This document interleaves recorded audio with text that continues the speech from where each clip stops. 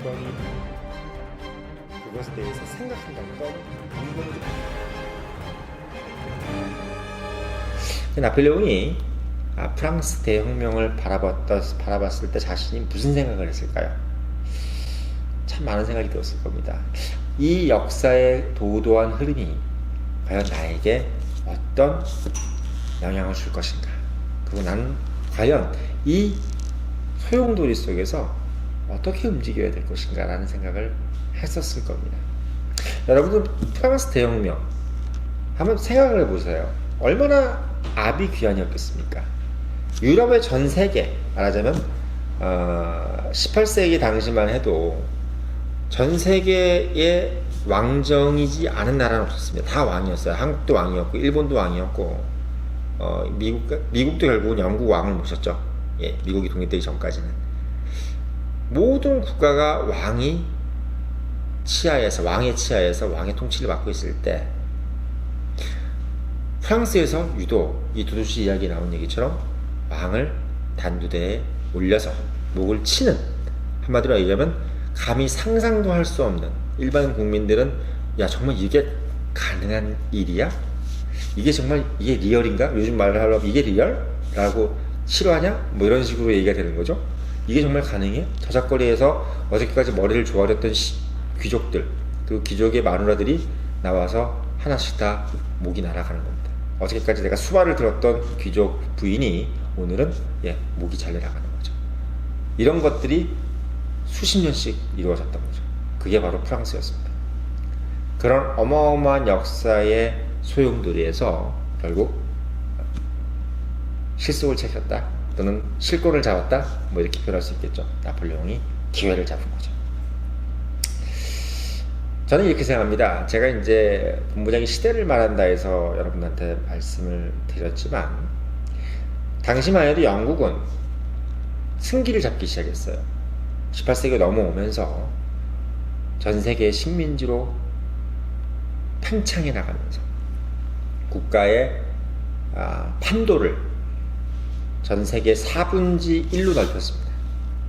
반면에 프랑스는 유럽 최강국에서 갑자기 어마어마한 소용돌이 안으로 들어가 버리는, 국가 존립 자체가 위태로워져 버리는 아주 외형적으로 봤을 때는 매우 상반된 국가가 되어버린 거죠. 원래는 프랑스의 국력에 비해서 영국은 정말 변변치도 못할 정도로 비교할 수 없는 그런 국가였는데, 이 시점, 즉 말하자면 이 두 도시 이야기라는 이 시점에, 프랑스의 대혁명 시점에 영국과 프랑스는 완전히 다른 국면으로 역사가 전개됩니다.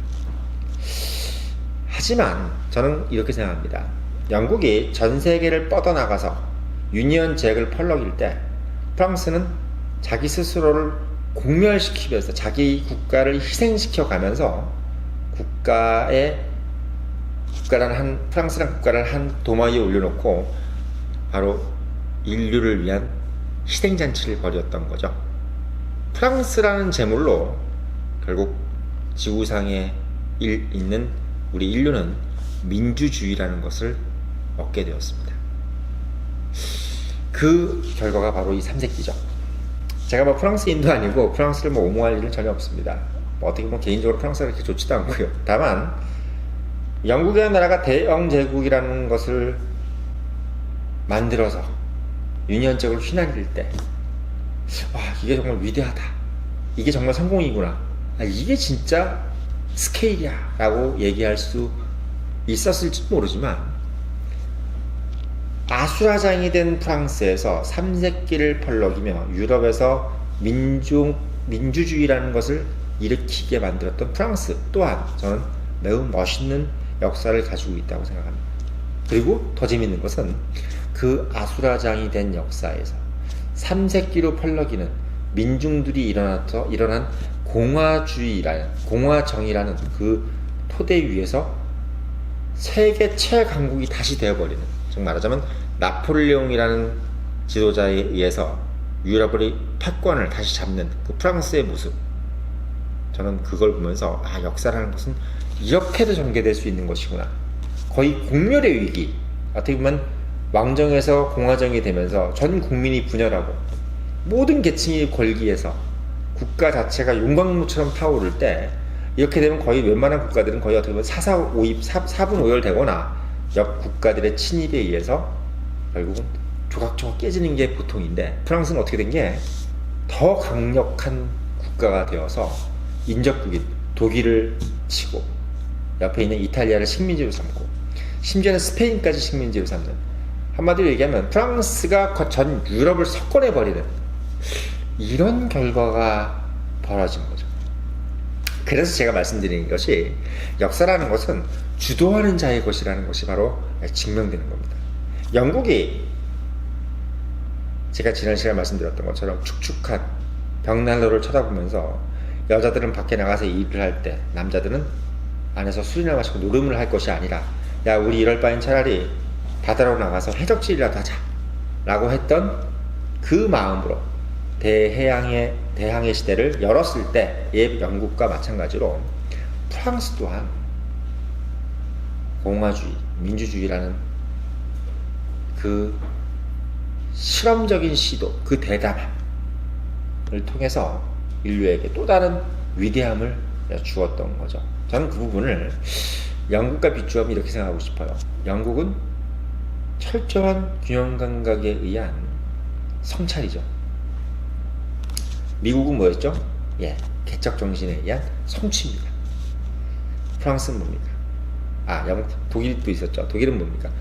아시잖아요. 소박, 순수, 예리, 대담.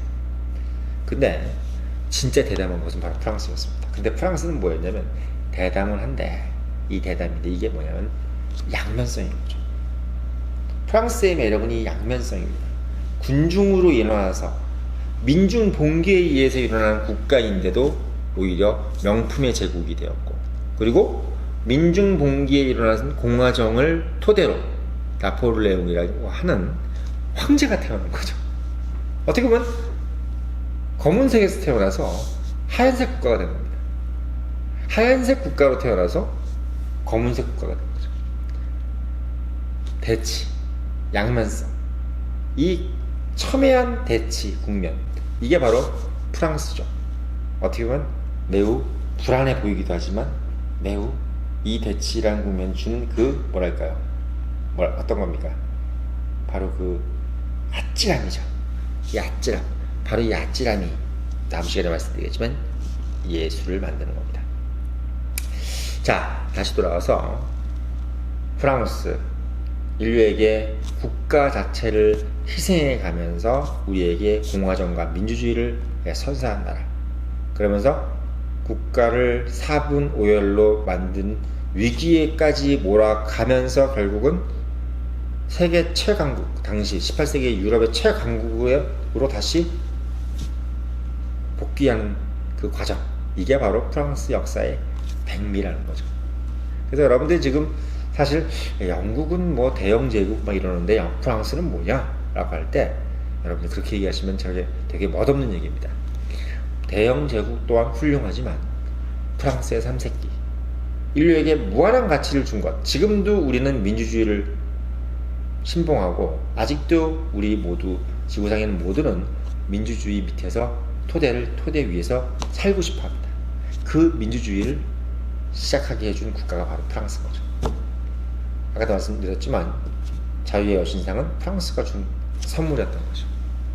자, 제가 오늘 말씀드리고 싶은 거는, 역사라는 것은 이것만이 옳다, 위대함, 정복전쟁에서 승리한 사람들, 또는 어느 국가가 어떤 국가를 침략해서 그 국가가 위대함을 증명해 주는 것, 이것 또한 뭐 어떻게 보면 그들의 입장에서 봤을 때는 뭐 훌륭한 역사라고 볼 수 있을지 모르겠습니다만은, 또 다른 전 지구인이 공감할 수 있는, 단 국가도 공감해야 되겠지만 전 지구인, 전 인류가 공감할 수 있는 공감대적인 가치를 선사할 수 있는 그런 것, 그래서 그것이 결국은 우리에게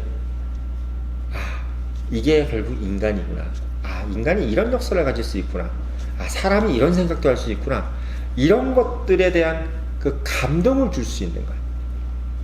이게 바로 저는 진짜 인생의 멋이라고 생각합니다. 그래서 이번에 프랑스라는 어떤 그 첫 번째 이야기, 보나트 그리고 라파에트라는 어떤 제목으로 제가 시작을 했는데, 실제로 프랑스가 주는 그 양면성에서 주는 그 예리함, 아까 뭐 독일도 예리하지만 사실 이 예리함, 이 부분은 여러분들께서 한번 이 프랑스 역사를 한번 짚어보면서 한번 오늘 마음속으로 생각해 보셨으면 좋겠습니다.